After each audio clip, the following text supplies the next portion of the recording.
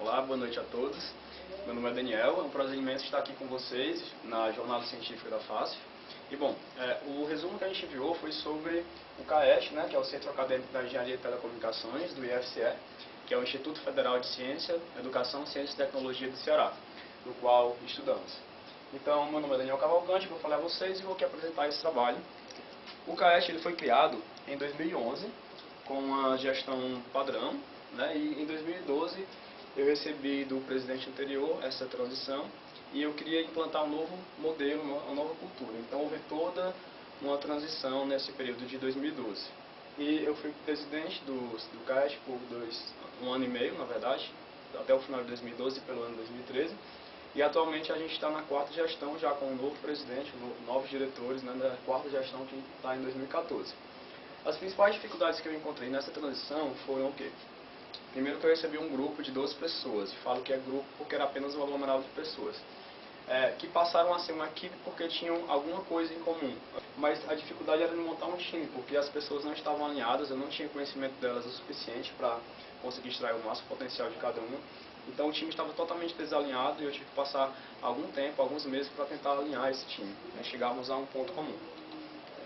Bom, como fazemos então o nosso planejamento estratégico? A primeira coisa que a gente fez foi definir a nossa missão, Então a missão da gente se caracteriza por incentivar e promover a excelência dos alunos do nosso curso, no que tange suas competências acadêmicas e profissionais, e ainda provendo uma plataforma de desenvolvimento de liderança, que os alunos podem, através disso, impactar, melhorar o seu papel social, sua visão estratégica e o seu potencial de liderança, para impactar na sociedade não apenas enquanto estão na faculdade, mas principalmente depois dela. Daí a gente definiu também nossa visão. A gente quer ser uma referência de organização estudantil e a outra parte dessa visão é sermos a primeira escolha dos alunos de engenharia de telecomunicações, os alunos do nosso curso, quando eles quiserem desenvolver a habilidade de liderança. E os nossos valores principais são excelência dos produtos, sustentabilidade de processos, responsabilidade social e a integridade. Então, a partir disso, a gente tem planejamentos estratégicos semestrais. Então, todo o time se reúne para fazermos uma análise de cenários através de análise SWOT. O objetivo dessa análise é transformar tudo que é negativo em fatores positivos. Então, por exemplo, se eu mapeio as minhas fortalezas e fraquezas, eu vou tentar fazer com que as minhas fraquezas se tornem fortalezas, tentar desenvolvê-las para que elas se tornem fortalezas.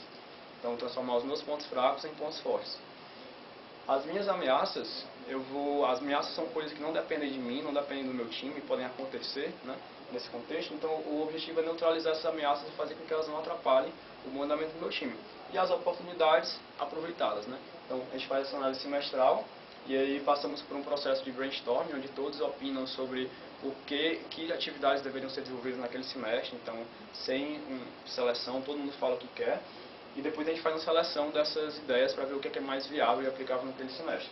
E a seguir, fazemos a definição de metas, que para ser metas, a gente está com letras maiúsculas, simbolizando de que uma meta ela tem que ser mensurável, ela tem que ser específica, ela tem que ser temporal, tem que ser aplicável e tem que ser significativa para aquele time que está trabalhando essa meta. Então, a partir disso, a gente desenvolve todo semestre. E a gente vai mostrar um pouco para vocês sobre como é a nossa estrutura organizacional. No caso, nós somos bem parecidos com uma empresa. O modelo é dividido em diretorias, então temos 5 diretorias. A diretoria de eventos acadêmicos, que basicamente trabalha com palestras, visitas técnicas, workshops, eventos que acontecem dentro ou fora do IFCE, mas com um âmbito acadêmico. A diretoria de estudos, ensino, pesquisa e inovação, que é a DIP. Ela trabalha nessa parte de estudos, ela trabalha minicursos, trabalha grupos de idioma, trabalha grupos de estudo. Na parte de ensino, trabalha com monitorias das disciplinas principais do curso. E na parte de pesquisa e inovação, trabalha bastante o incentivo do aluno a estar pesquisando, a se colocar no mundo acadêmico, quanto mais cedo. Temos também a diretoria de relações externas, que trabalha com a parte financeira, com a parte de comunicação e marketing, e ainda com a parte de qualidade e parcerias, é uma diretoria bastante intensa. Temos ainda a diretoria de gestão de talentos e projetos sociais, que é a DGTPS. Gestão de talentos é bem semelhante a um RH de empresa, só que com uma visão um pouco diferenciada, no sentido de prover liderança, prover desenvolvimento de competências. E projetos sociais, que é a segunda parte dessa diretoria, onde a gente trabalha com doações de arrecadações que a gente faz através de nossos eventos, com ações sociais, que se caracterizam por você ir a um local e fazer alguma ação com aquelas pessoas, que estão naquela ONG, Por exemplo, um sábado animado com idosos, ou um bingo, ou uma brincadeira com crianças. E também temos projetos sociais propriamente ditos, onde a gente vai e instaura um projeto sustentável, que deixa algum legado para aquelas pessoas. Como exemplos, projetos de informática, educação em inglês, educação de língua portuguesa, educação ambiental e diversos outros. E temos ainda a última diretoria, que é a DCDL, Diretoria de Cultura, Desporto e Lazer, que trabalha com atividades culturais, esportivas e lazer, acreditando que elas são importantes para integrar os alunos e motivá-los dentro do curso. Então, a seguir nós temos a nossa principal metodologia, que você trabalha com o desenvolvimento de competências. E o que são essas competências?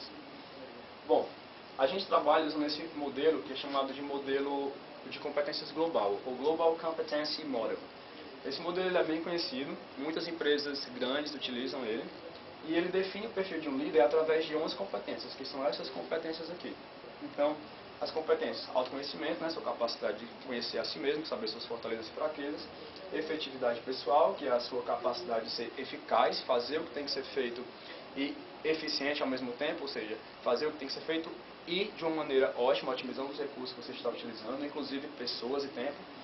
Então, se você é eficaz e eficiente no que você faz, você tem uma efetividade pessoal elevada. A comunicação efetiva, que se caracteriza não apenas pela expressão, mas pela escuta, ouvir atentamente os outros, não apenas de forma oral, mas de forma escrita também. A resiliência, que é a sua capacidade de se sobressair a desafios, a ter sempre um plano B, C, D, para não se deparar e não ficar nervoso, e assim não deixar o seu time nervoso diante de uma situação adversa, inesperada. Temos ainda a inovação, que é a sua característica de buscar novos desafios e assumi-los e implementá-los. Ainda o comprometimento com resultados, que se caracteriza por você não apenas delegar funções, traçar metas, mas acompanhá-las para garantir que os resultados eles sejam atingidos. A percepção dos outros, essas competências aqui do lado esquerdo são competências interpessoais, de você para você mesmo, só dependem de você. E essas aqui do lado direito são competências interpessoais, ou seja, de você para outras pessoas. Então, percepção dos outros se caracteriza por você ter atenção a como o seu time, como as outras pessoas estão se sentindo, detectar quais são suas principais forças e fortalezas e saber trabalhar com elas, de maneira a otimizar os seus recursos. Temos ainda o desenvolvimento dos outros, que se caracteriza por você não apenas ensinar, mas estimular esses outros a buscarem sempre estar se aperfeiçoando. Temos ainda a visão horizontal, que se caracteriza por você olhar para o seu time de uma maneira horizontal, ou seja, sem imposições. Então, a gente não trabalha com o conceito de chefe, mas com o conceito de líder, que está sempre incluindo as outras pessoas no seu time, inclusive nas questões de tomada de decisão. Temos ainda a flexibilidade analítica, que se caracteriza por você ter o pensamento flexível e analisar as informações antes de qualquer tomada de decisões. Temos ainda o foco nos stakeholders, que se caracteriza por você ter sempre atenção a todos os seus colaboradores, não apenas em um deles, mas a todas aquelas entidades com as quais você se relaciona para realizar aquele projeto. A gente trabalha também com o modelo de feedbacks, que é bastante importante para a nossa gestão. O que vem a ser esse modelo de feedback? Feedback é você dar um retorno a alguma atividade que aconteceu, então, para alguma pessoa. Então, primeiro a gente tem que entender o conceito de feedback, a gente estimula isso, a gente dá treinamentos para os novos membros de como passar um feedback efetivo, como receber um feedback de forma efetiva, sem ficar todo o tempo se justificando, se explicando, até porque quem está te dando feedback é uma pessoa que quer ver a sua evolução, então ela não quer saber o porquê que aquilo aconteceu, ela quer apenas que você melhore. Então cabe a você refletir sobre o que aconteceu de errado para você estar recebendo aquele feedback naquele específico ponto e tentar evoluir em relação a ele. Temos ainda o acompanhamento desse desenvolvimento, então como a gente mapeia as competências e mapeia os feedbacks, a gente está sempre constantemente avaliando ali o que cada um está implementando os feedbacks que recebeu.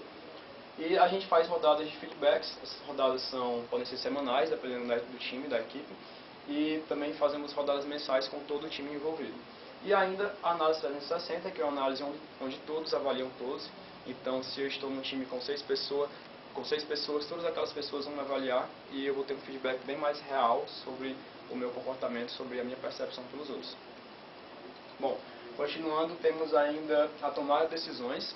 No CAEST, a tomada de decisões ela não é feita por maioria, mas por consenso, porque a gente acredita que quando você toma decisões por maioria, aqueles que não estavam a favor daquela opção que foi a escolhida por ser maioria, eles acabam tendo que trabalhar no time do mesmo modo, como se estivessem motivados, mas eles não estão. Eles vão ter que engolir a decisão que a maioria do time tomou, e lá no final, se alguma coisa der errado, eles vão ser os primeiros a apontarem um dedo e falarem: olha, tá vendo, eu disse que isso não era melhor a se fazer. Então, com o consenso, a gente acredita que, por mais tempo que demore, e a gente já teve decisões que demoraram 2 dias para serem tomadas, para chegar-se ao consenso, mas ela se torna mais efetiva, porque todo time, quando se chega a um consenso, aquele time ele vai estar compactuando da mesma ideia, do mesmo pensamento. Acredita que esse time vai estar em sinergia quando ele chegar ao consenso, né? E por isso as pessoas vão acabar conseguindo chegar a um consenso também porque elas estão alinhadas. Elas são um time que está ali para desenvolver o potencial daquele time, então estão sempre buscando o melhor para o time como um todo e não para si individualmente. Então elas são treinadas para se desvincularem de suas teorias, de suas ideologias, de seus princípios pessoais e focarem apenas no que é melhor para aquela instituição, para aquela organização. Então, como é que a gente faz isso? A gente faz um mapeamento de seleção, que é como se fosse um processo seletivo, mas é mais um processo de mapeamento, na verdade. Esse processo ele tem 4 etapas que estão descritas aqui. A primeira etapa, que é de postulação. Nessa etapa, eles preenchem um documento de postulação, onde eles vão fazer uma análise de perfil, análise própria, perfil pessoal, de competências, perfil de participação com o CAESH, quais são os objetivos e metas deles para aquele ano e como elas se encaixam com o trabalho que eles vão desenvolver dentro do CAESH. A partir dessa postulação, a gente os convoca para dinâmicas em grupo, onde a gente consegue realmente observar essas competências na prática. Então, a gente vê eles praticando em grupos nessas dinâmicas e mapeamos quais são as competências que eles têm bem desenvolvidas e mais desenvolvidas e razoavelmente desenvolvidas. Porque a gente acredita que quando está praticando, quando está sendo observado ali com um foco diferenciado, a gente consegue ver quem a pessoa realmente é, né? E a gente faz ainda entrevistas na terceira etapa. Nessas entrevistas eles são avaliados em relação à sua motivação, em relação à sua disponibilidade, diversos outros quesitos.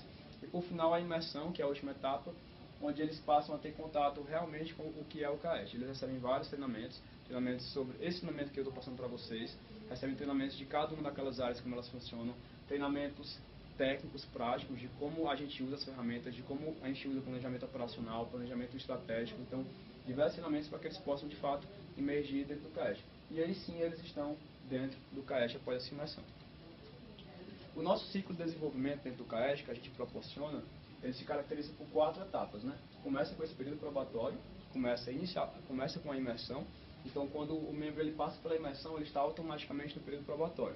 Esse período dura geralmente entre 1 e 2 meses e tem o objetivo de verificar, tanto para a gente quanto para o novo colaborador, se ele realmente está satisfeito com esse novo trabalho que ele está tendo dentro do CAESH. Então, depois desse mês e meio, a gente o convida, ver se está tudo ok, se ele está gostando, se quer ficar, se era aquilo mesmo que ele pensava. E aí, se ele quiser ficar, ele assina um termo de adesão e um termo de responsabilidade, onde ele passa a ser membro pleno. Então, esse processo de membresia plena, ele tem algumas vantagens, ele tem desconto em eventos, ele passa a ter diversos direitos e deveres também, né, já que ele passa a ser um membro colaborador de fato. A partir disso, os membros passam entre 3 e 8 meses, às vezes 1 ano, como membros. E no final do ano a gente sempre faz processos eleitorais para eleger a gestão do ano seguinte.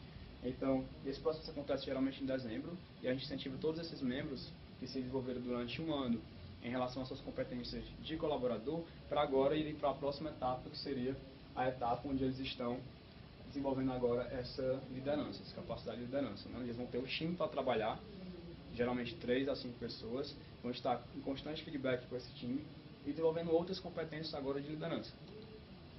Bom, os resultados que a gente alcançou nesse tempo foram diversos. Em relação às atividades produzidas, a gente já fez, não sei se vocês conseguem ver direito, porque a lista está pequena, mas a gente já fez nesses 2 anos desse modelo de gestão, que começou em setembro de 2012, outubro de 2012, na verdade junho de 2012 até hoje, a gente já fez cerca de 46 palestras, com uma frequência mais ou menos quinzenal. Fizemos 22 visitas técnicas a empresas, tanto no cenário local, em Fortaleza, quanto em outros estados também. Já fizemos cerca de 35 minicursos, uma média de mais de 1 por mês.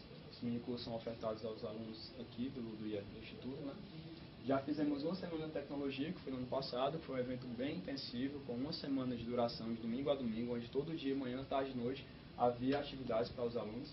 fizemos cerca de 4 semanas de recepção dos calouros, a qual a gente carinhosamente apelida de Semana do Bicho, onde a gente passa 1 ou 2 semanas promovendo diversas ações com os calouros. Tivemos ainda cerca de 21 grupos de idioma, isso quer dizer que no total, nesses 4 semestres, a gente trabalhou com os idiomas inglês, francês, italiano e alemão, tanto em grupos de conversação, para aqueles que já conseguem se comunicar no idioma, como também em grupos para iniciantes, né, com o professor facilitando aulas. Então, nesse semestre, por exemplo, a gente abriu um grupo de alemão que está contando com mais de 90 alunos, está tendo que ser no auditório as aulas devido à alta demanda. Já tivemos 2 grupos de estudo, cerca de 15 eventos esportivos, 5 eventos culturais, que são festivais de arte e cultura, com a mostra cultural do pessoal que é aqui do IFCE, coral, capoeira e outras atividades culturais. Tivemos cerca de 10 eventos de lazer e ainda cerca de 30 ações sociais, que a gente vai numa instituição beneficente e realiza alguma ação social naquele dia lá. Bom, em relação aos resultados alcançados, o que mais nos motiva são as experiências entregues, né? Então a gente teve nesses 2 anos desse modelo de gestão, cerca de 50 pessoas passando pelo CAET, das quais mais de 20 tiveram experiência de liderança. Então isso foi bem interessante porque o nosso aluno, ele ao se formar, ele vai ser um engenheiro. E esse engenheiro ele vai muito provavelmente liderar uma equipe. O aluno, se ele não tiver tido essa experiência de liderança durante a sua vida acadêmica, ele vai ser um líder que vai ter um pouco de trabalho para aprender a liderar, já que ele não teve essa experiência anteriormente. Porque ele nunca vai ter a chance, a oportunidade em um estágio de liderar um time. No estágio ele vai geralmente desenvolver a atividade de estagiário. Então, no CAESH ele tem essa oportunidade de, ainda enquanto está na graduação, aprender a trabalhar em equipe, aprender a liderar um time, aprender sobre diversas ferramentas bastante úteis, como ferramentas de gestão de pessoas, gestão de time, né, gestão de processos, de projetos, de tempo, enfim, que são experiências bastante válidas hoje em dia, não apenas para a vida acadêmica, mas também para o mercado de trabalho e para a sua vida pessoal. Então, tivemos... Bom, os autores desse trabalho, que estão aí, né, eu, o Daniel, o Thiago, que é o atual presidente, André, Jéssica, Francisco, o José e o Brendo são ou diretores atuais daquelas áreas ou já foram diretores em gestões passadas.